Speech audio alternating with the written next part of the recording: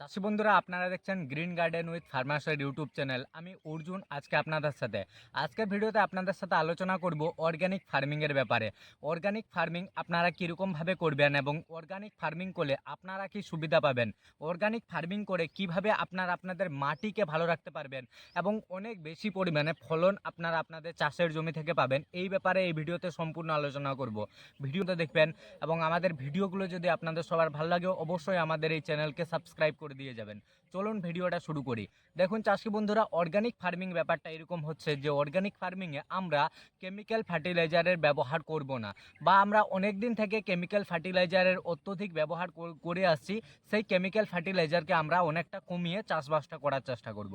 দেখুন, আপনারা যে কেমিক্যাল ফার্টিলাইজার অনেক বেশি পরিমাণে ব্যবহার করেন, আপনারা সবাই জানেন যে কেমিক্যাল ফার্টিলাইজার কিন্তু মাটির প্রচণ্ড পরিমাণে ক্ষতি করে, এবং কেমিক্যাল ফার্টিলাইজার যদি অত্যধিক পরিমাণে দীর্ঘদিন পর আমরা ব্যবহার করেই যেতে থাকি, তাহলে কিন্তু আজ থেকে 50 থেকে 60 বছর পরে আমাদের এই মাটি কিন্তু আর চাষের উপযুক্ত থাকবে না। তার জন্য যাতে মাটিকে আমরা ভালো রাখতে পারি, মাটি আমাদের চাষের জন্য উপযুক্ত থাকে, মাটি থেকে আমরা ভালো ফলন পেতে পারি, তার জন্য এখন থেকে আমাদেরকে অর্গানিক ফার্মিংয়ে শিফট হতে হবে। অর্গানিক ফার্মিংয়ে আমরা প্রথম চাষে যখন আমরা জমিকে চাষ দেব ট্রাক্টর দিয়ে বা লাঙ্গল দিয়ে, যখন আপনারা চাষ দেবেন তখন কিন্তু গোবর সারের প্রথম চাষে ব্যবহার করার চেষ্টা করবেন, কারণ মাটিতে উর্বরতাটা কিন্তু দরকার। তার জন্য গোবর সারের আপনাদেরকে ব্যবহার করতে হবে, এবং গোবর সার যদি আপনারা বাড়িতে যদি পচানো, দীর্ঘদিন পচানো, মোটামুটি 1 থেকে 2 বছরের পচানো গোবর সার থাকে, তাহলে কিন্তু সেটা আপনাদের মাটির উর্বর শক্তিকে বাড়াবে এবং সেই গোবর সার আপনাদের মাটির পক্ষে ভালো হবে। আপনারা গোবর সারকে 1 থেকে 2 বছর পচানো গোবর সার ব্যবহার করার চেষ্টা করবেন। যদি আপনাদের এলাকায় আপনারা গোবর সার পাচ্ছেন না, তাহলে যে বিভিন্ন রকম কোম্পানির ভার্মি কম্পোস্ট থাকে, সেই ভার্মি কম্পোস্ট দিয়েও আপনারা কিন্তু চাষবাসটা করতে পারেন। আমি বলবো আপনারা কেমিক্যাল ফার্টিলাইজারটাকে যতটা পারবেন কমাবার চেষ্টা করবেন, এবং মাটিকে সব থেকে বেশি ক্ষতি করে নাইট্রোজেনযুক্ত সার। নাইট্রোজেনযুক্ত সারকে যদি অত্যধিক পরিমাণে ইউরিয়াকে আপনারা মাটিতে ব্যবহার করেন, ইউরিয়ার ব্যবহারটা যদি কম পরিমাণে করেন, সেটা অনেক সময় আপনাদের সুবিধার হয়। কিন্তু আমরা চাষিরা কি করি, না জেনে অনেক বেশি পরিমাণে ইউরিয়াকে জমিতে ব্যবহার করতে থাকি, এবং এতে আমাদের মাটি খারাপ হয়ে যায়। পরে ফসলে অনেক বেশি পরিমাণে রোগ পোকা আসে। ইউরিয়া তো আপনারা যদি মাটিতে ব্যবহার করেন, তাহলে ইনস্ট্যান্ট কিছু একটা কাজ অবশ্যই আপনারা গাছে দেখতে পাবেন, কিন্তু সেটা দীর্ঘমেয়াদী ফসলে আপনাদের গাছে অনেক রোগ পোকাকে ডেকে আনে।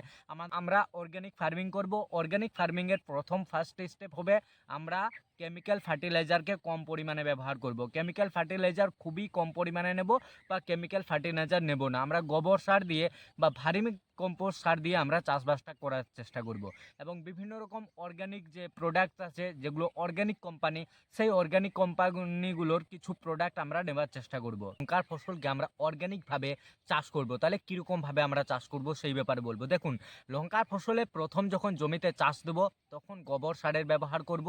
তারপরে যখন জমিকে একবার কুড় দেবো তখন ভার্মি কম্পোস্টের ব্যবহার আমি একবার করব। ভার্মি কম্পোস্টের ব্যবহার করলে সেটাতে অনেক রকম জিনিস থাকে, বায়ো ফার্টিলাইজার থাকে, হিউমিক অ্যাসিড থাকে, সেগুলো কিন্তু মাটির পক্ষে ভালো হবে, আমার গাছের পক্ষে ভালো হবে। তার জন্য আমি ভার্মি কম্পোস্ট হিসাবে নিব লিবিক্স অ্যাগ্রোকেমিক্যাল প্রাইভেট লিমিটেড কোম্পানির সুধা সুষুমো। আপনারা যারা সুধা সুষুমো ব্যবহার করেছেন বা যারা ব্যবহার করেননি, আমি বলবো যদি আপনারা আপনাদের পাশের এলাকায় সুধা সুষুমো, লিবিক্সের সুধা সুষুমোকে পাচ্ছেন, অবশ্যই একবার মাটিতে ব্যবহার করুন। মাটির পক্ষে ভালো, আপনার ফসলের পক্ষে দারুণ। এবং এরপরে কি হবে, আমরা জমিতে যদি ভিটামিন সারের ব্যবহার কিছু পরিমাণ মতো করি, ভিটামিন সার হিসাবে আমরা নেব জৈব সুধাকে। এটাতে হিউমিক অ্যাসিড আছে, ফালবিক অ্যাসিড আছে, অ্যামাইনো অ্যাসিড আছে। আপনাদের ওখানে যদি আপনারা জৈব সুধা পাচ্ছেন না, তাহলে কিন্তু যেগুলোতে হিউমিক অ্যাসিড, ফালবিক অ্যাসিড বা অ্যামাইনো অ্যাসিড থাকবে, এরকম ভিটামিন দানাদার সারকে আমরা নিয়ে ব্যবহার করব।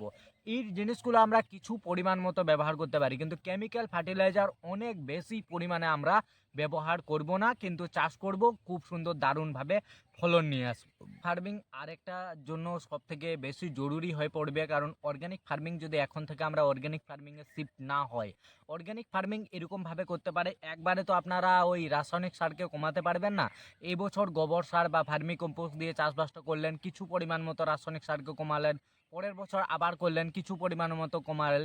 এরকম 4 থেকে 5টা বছর করার পরে আপনারা ঠিকঠাক আপনাদের মাটিতে যদি ভার্মি কম্পোস্ট বা গোবর সার দিয়েও চাষবাসটা করেন না, তো খুব সুন্দর আপনাদের চাষবাস হবে। দেখবেন ফলন আপনারা দারুণ পাচ্ছেন, ফলনের কালার ভালো, গাছের গ্রোথও থাকবে, কোনো সমস্যা হবে না। এরকমভাবে আপনারা চাষবাসটাকে করতে পারেন।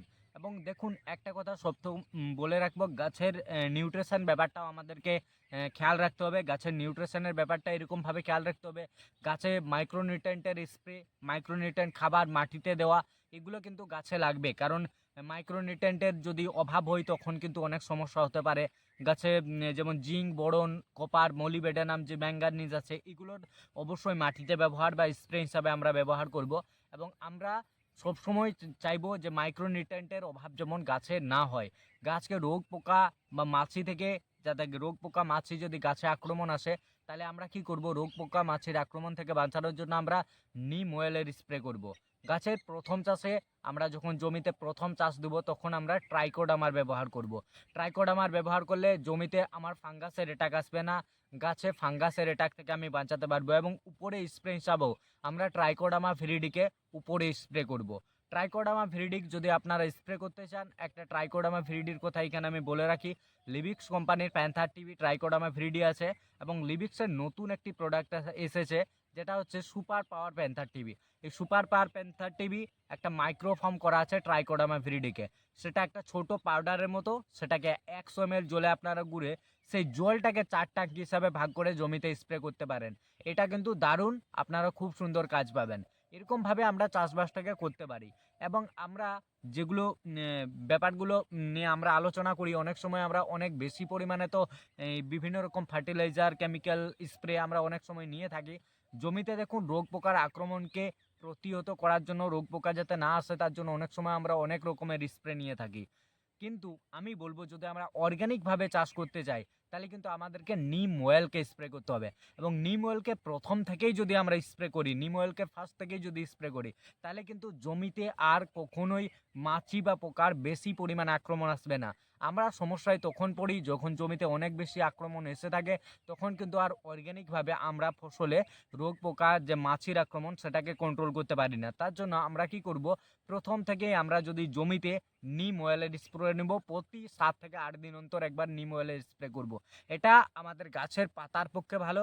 পাতাতে যে বিভিন্ন রকম শোষক মাছি থাকবে, চোষক পোকা থাকবে, এই যে বিভিন্ন রকম সাকিং পেস্টগুলো থাকে, এই সাকিং পেস্টগুলোর আক্রমণ থেকে বাঁচানোর জন্য আমরা নিম অয়েলকে স্প্রে করব। এবং আপনারা যদি নিম অয়েল না স্প্রে করতে চাইছেন কোম্পানির নিম অয়েলকে, তাইলে কিন্তু আপনারা নিজের বাড়িতেও নিম অয়েল বানাতে পারেন। এবং নিম অয়েল বানিয়ে আপনারা জমিতে স্প্রে করতে পারেন। অর্গ্যানিকভাবে বাড়িতেই আপনারা নিম অয়েলকে তৈরি করতে পারেন, সেটাও আপনারা করতে পারেন। এবং আপনারা চান তো কিনে, যে কোম্পানির যে বিভিন্ন রকম ডিরেক্টিন থাকে 3000 ppm এর, 10,000 ppm এর, সেগুলোর স্প্রে আপনারা নিতে পারেন। একটা লাল মাকড় এবং এই যে চোষক পোকা আছে, এগুলো নিয়ন্ত্রণ করার জন্য একটা অর্গানিক মাইটকে কন্ট্রোল করার জন্য একটা ওষুধ আছে লিবিক্স কোম্পানির, সেটা হচ্ছে মাইট অ্যান্ড ইমপ্রুভ। আমি স্ক্রিনে দিয়ে দিয়েছি। এই মাইট অ্যান্ড ইমপ্রুভ করঞ্জা, ধুতুরা, এই ধরনের জিনিসগুলোর সংমিশ্রণ থেকে বানানো, এবং এটা অর্গানিক প্রোডাক্ট। এটাকে আপনারা ব্যবহার করতে পারেন, দারুণ কাজ পাবেন, খুব সুন্দর কাজ। একবার ব্যবহার করে দেখবেন।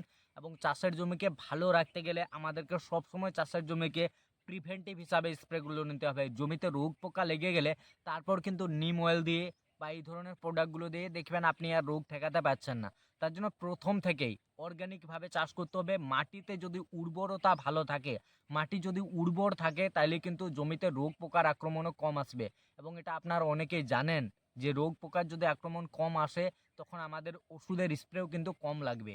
এরকমভাবে একটু অর্গ্যানিক্যালি ভাবে আপনারা চাষবাসটা করতে পারেন। রাসায়নিক সার কম ব্যবহার করতে পারেন, গোবর সারের ব্যবহার, ভার্মি কম্পোস্টের ব্যবহার, যে স্প্রেগুলো বললাম এই স্প্রেগুলোর ব্যবহার, জমিতে যাতে মাইক্রোনিউট্রিয়েন্টের অভাব না হয় তার জন্য মাইক্রোনিউট্রিয়েন্টের সময় মাইক্রোনিউট্রিয়েন্টের ব্যবহার, এগুলো করে আপনারা সুন্দরভাবে চাষবাসটাকে করতে পারেন।